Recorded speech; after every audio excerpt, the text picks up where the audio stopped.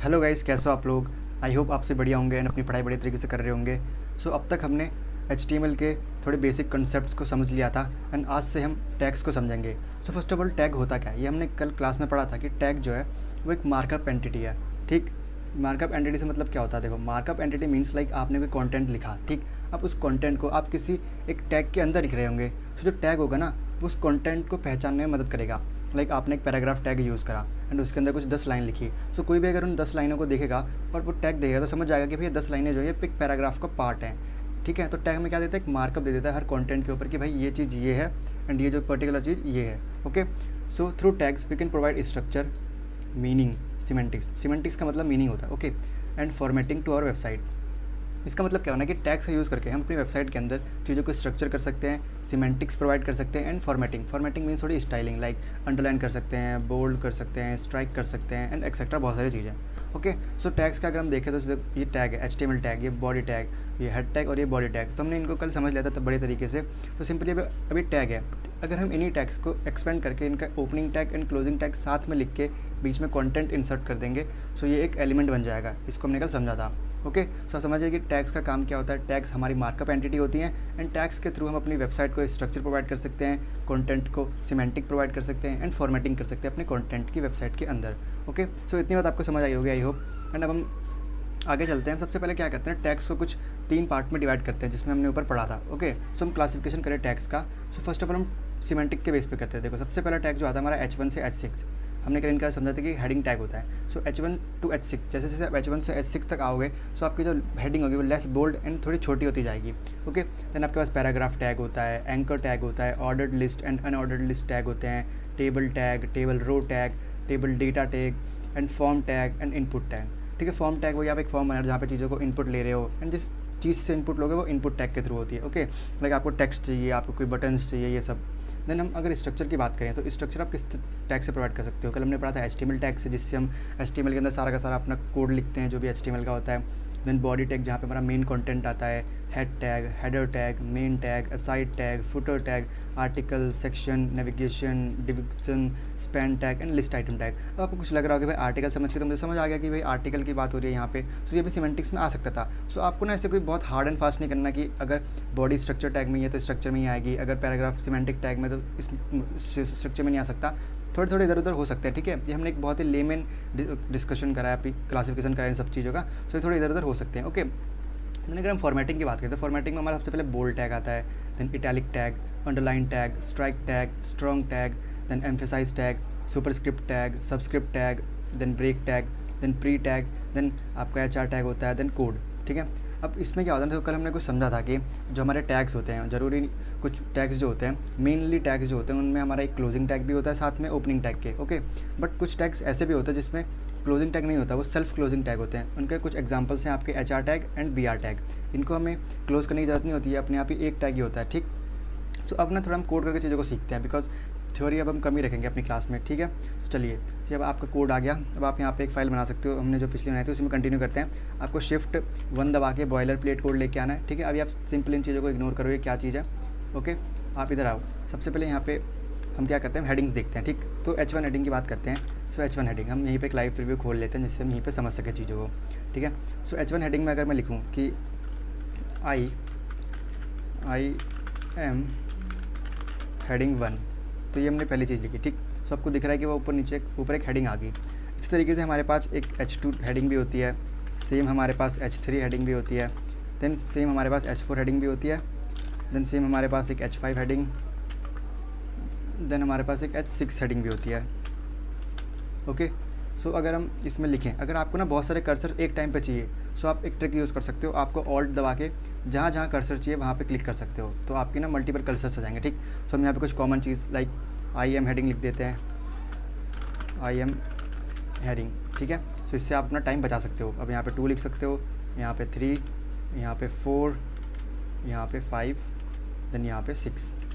Okay, आपको फ़र्क दिख रहा है कि देखो हेडिंग ऊपर से जैसे जैसे आप नीचे आ रहे हो, हेडिंग का जो साइज़ है एंड हेडिंग की जो बोल्डनेस है वो कम होती जा रही है। ओके, ना अगर आपको डिफ्रेंशिएट करना है तो आपको इस चीज़ में डिफ्रेंशिएट नहीं करना कि भाई ऊपर वाली जो हेडिंग है वो नीचे वाली से लेस बोल्ड एंड बहुत ज़्यादा बड़ी नहीं है। ओके, आपको सिंपली डिफरेंशिएट इस बेस पे करना है आगे जाके कि भाई जो H1 हेडिंग है वो ज़्यादा सिग्निफिकेंट एंड ज़्यादा इंपॉर्टेंट है compare two heading 2।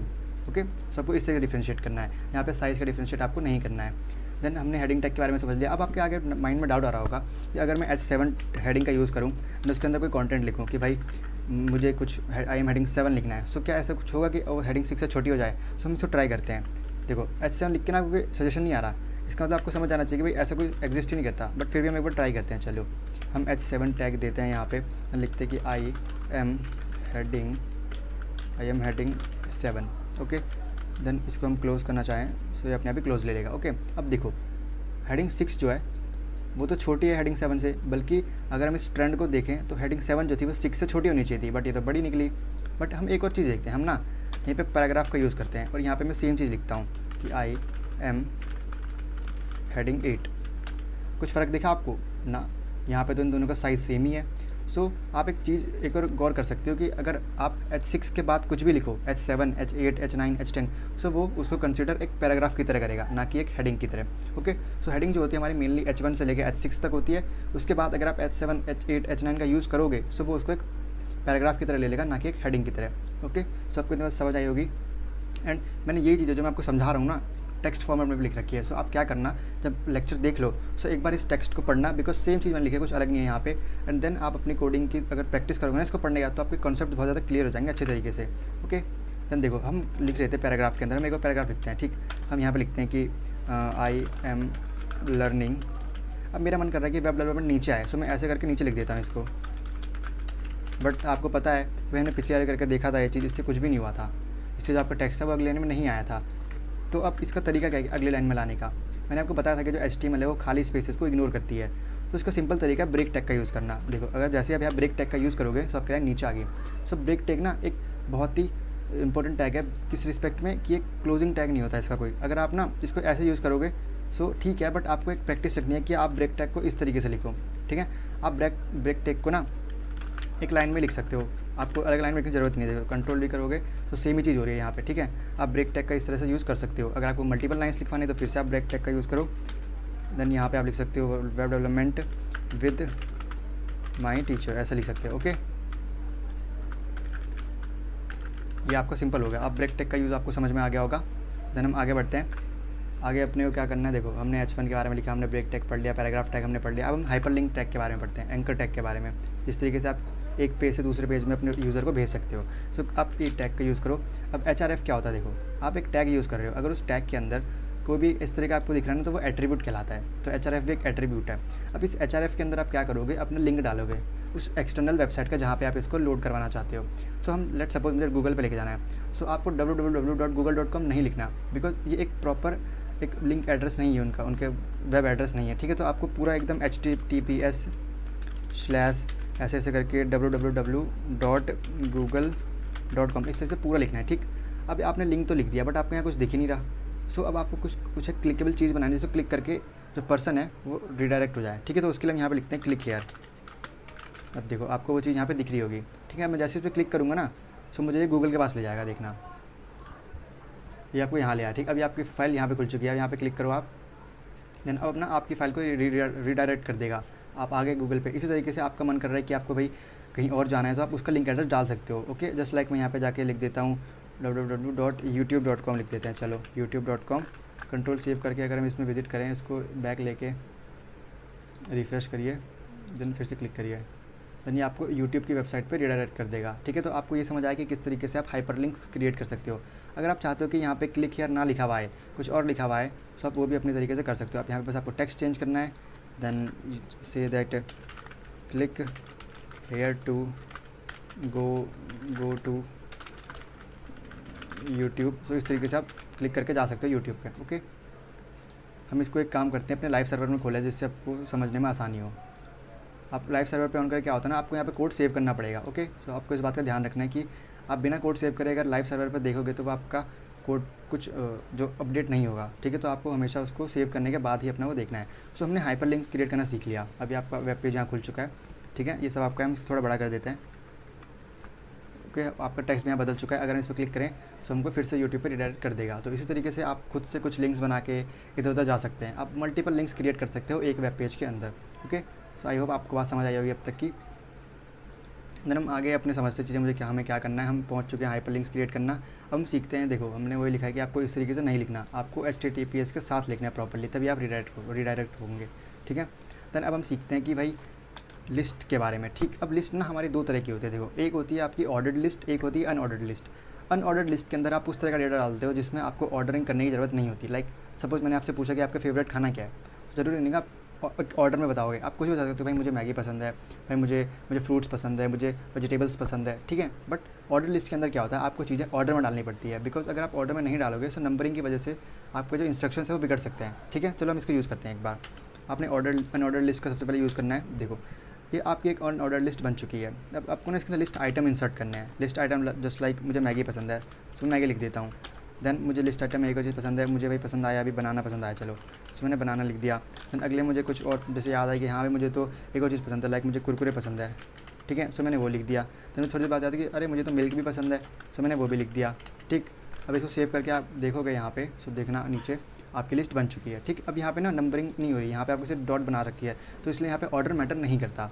But just like अब अगर आप ऑर्डर लिस्ट को देखो, हम ऑर्डर लिस्ट पे क्रिएट करते हैं, थोड़ा बड़ा कर देते हैं आपको जिससे विजिबल हो सब कुछ क्लियरली। अब हम अगर ऑर्डर लिस्ट की बात करें, सो ये ऑर्डर लिस्ट है। ठीक, अब इसके अंदर फिर से आप लिस्ट आइटम डालोगे, बट अब ना आप यहाँ पे इस तरह का काम नहीं कर सकते कि आप चीज़ों को अनऑर्डर्ड वे में लिखो। अब यहाँ पे आपको ऑर्डर्ड वे में ही लिखनी पड़ेगी, जिससे कि बाकी जो सामने वाला बंदा है उसको समझ भी आए बात को।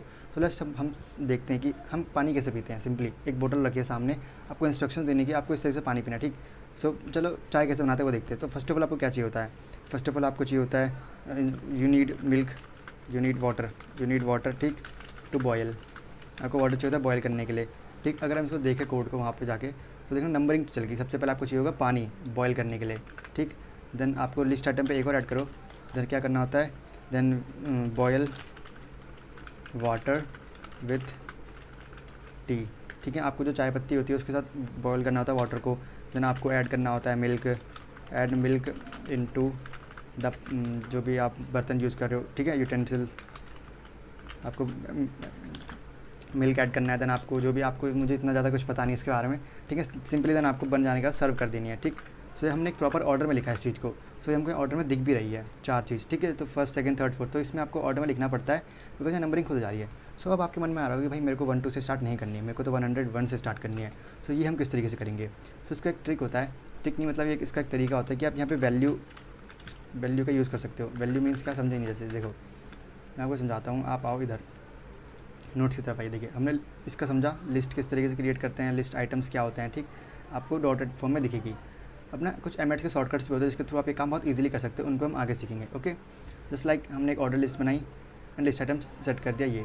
ठीक, तो फर्स्ट ऑफ ऑल आप किधर आओगे, देखो आपको सिंपली आपको अगर स्टार्ट करना है अपनी चीज़ कहाँ से, आपको 101 से स्टार्ट करना है। ठीक, सो फर्स्ट तो ना आप जो फर्स्ट लिस्ट है आपकी, फर्स्ट लिस्ट को वैल्यू दे दो 101। ठीक, एंड देन सेव करो। जैसे आप इधर आओगे, देखो आपकी नंबरिंग 101 से स्टार्ट होने लगी। ठीक, अब आप चाहते हो कि नहीं मुझे 101 से स्टार्ट नहीं करनी, मुझे 200 से स्टार्ट करनी है, तो 200 दे दो।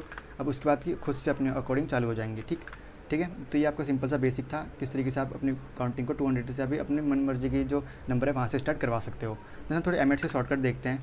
लाइक अब जैसे हमने एक लिस्ट बनाई ये वाली ऑर्डर लिस्ट की। ठीक, इसमें हमको एक ऑर्डर लिस्ट टैग चाहिए था एंड 4 अनऑर्डर लिस्ट टैग चाहिए थे। तो इसका शॉर्टकट क्या, देखो सिंपली आप ऑर्डर लिस्ट लिखो, देन एक ग्रेटर देन का साइन, देन लिस्ट आइटम। अब लिस्ट आइटम कितने चाहिए थे आपको, देखो लिस्ट आइटम चाहिए थे 1 2 3 4। ठीक है, सो इसको इंटू 4 कर दो, देन प्रेस एंटर। देखो वही चीज़ हमने शॉर्टकट में लिख दी।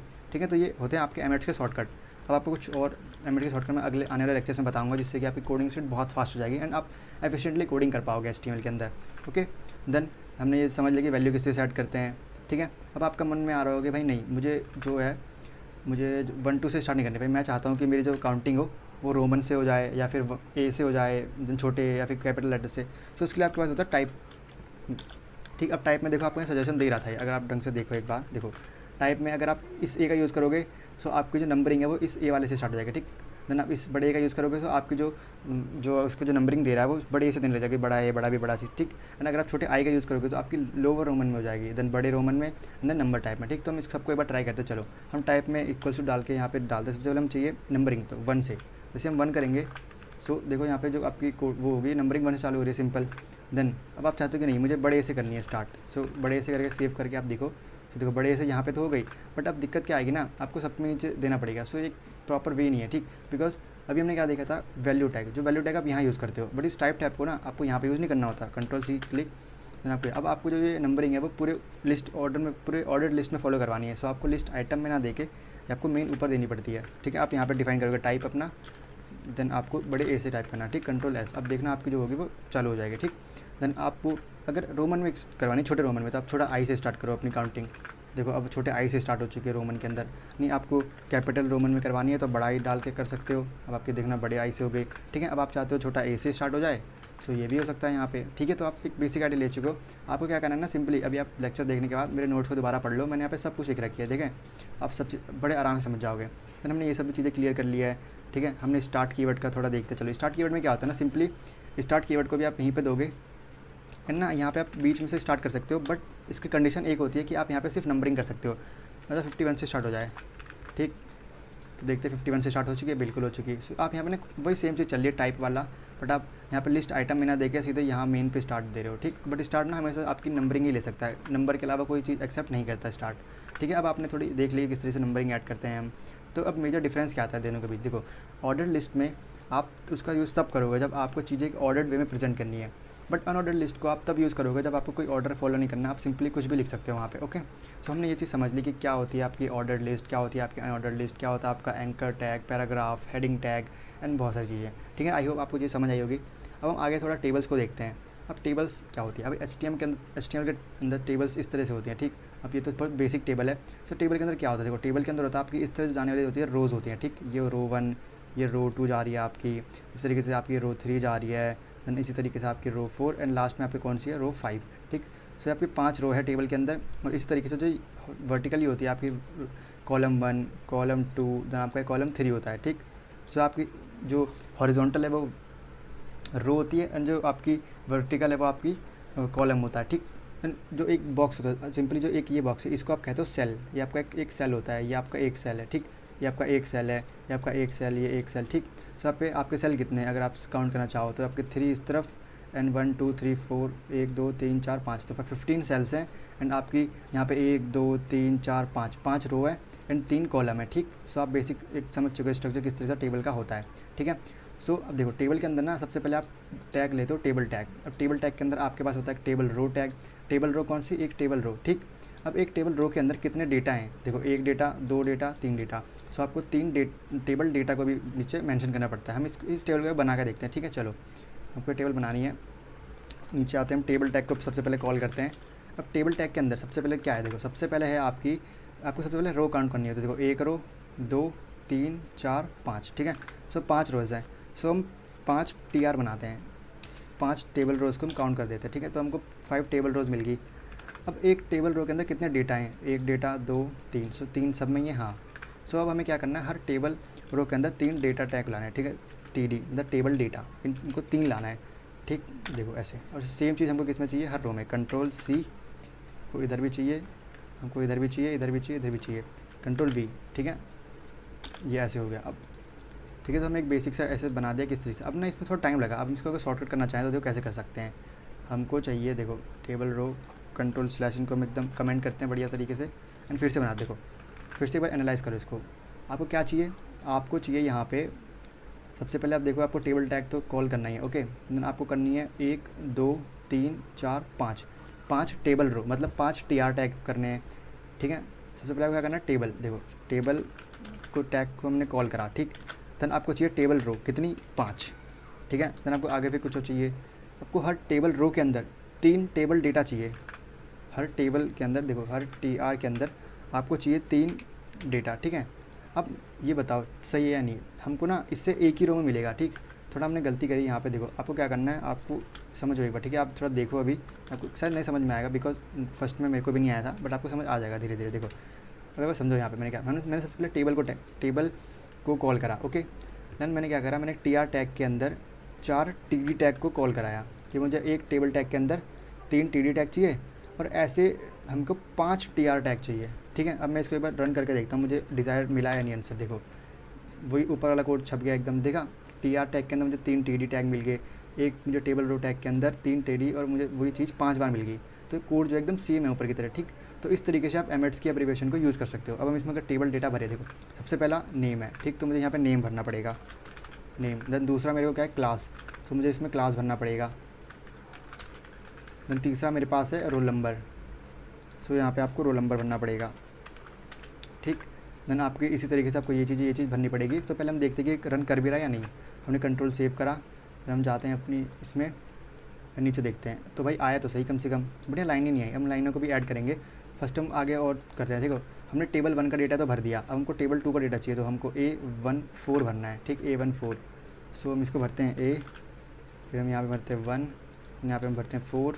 इस तरीके से हमारा दूसरा जो डेटा है वो B25 है शायद से, B23, ओके। देन आपका B, देन आपका 2, देन 3, देन अगला डेटा जो है आपका आई होप C होगा, देन 3 होगा, देन 2, देन अगला डेटा जो है आपका वो D41 है, D41 पैटर्न था तो आप समझ गए होंगे, ठीक है, D41, ओके। तो हम देखते हैं कि हमारी हुई या नहीं। देखो टेबल तो बनी यहाँ पे, बट हमको लाइन्स चाहिए। तो लाइन के लिए सिंपल आपको एक स्टेटमेंट लिखनी है, कहाँ पे, अपने टेबल टैग के अंदर आपको एक एट्रीब्यूट जोड़ना है, वो एट्रीब्यूट का नाम है बॉर्डर, ठीक है। आप बॉर्डर दे सकते हो आप 1 का 2 साइज़ का, तो हम 2 साइज़ का देकर देखते हैं, ठीक।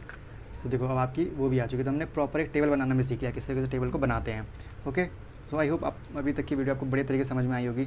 अगर नहीं समझ आई कुछ भी एक पार्ट, तो इसको दोबारा पीछे स्किप ना करके पीछे एक बार देखो दोबारा से, आपको पक्का क्लियर हो जाएगी। अगर फिर भी कोई डाउट आता है आपको, तो आप मुझे कमेंट सेक्शन में बता सकते हो। एंड आज मैंने बहुत सारी चीज़ें सीखी है, ठीक है। तो आप एक बार प्रैक्टिस करना, दोबारा वीडियो देखना। एंड अगर कोई भी डाउट हो, कुछ छोटा सा भी डाउट हो ना, तो आप कमेंट सेक्शन में बिल्कुल बताना, मैं आपको बिल्कुल बताऊँगा उसका आंसर, ओके। या आप मुझे लिंक्डइन पे मैसेज कर सकते हो, ठीक। सो हमने अभी अपनी टेबल बनाना भी सीख ली, बहुत बेसिक। मैंने आपको कोड लिखा है, आप फिर से पढ़ सकते हो एक बार, ठीक। हम अगले लेक्चर में अपनी डिस्क्रिप्शन लिस्ट और भी बहुत सारे टैग्स के बारे में समझेंगे। सो आई होप आप हमें वहाँ पे मिलोगे। And very very thank you.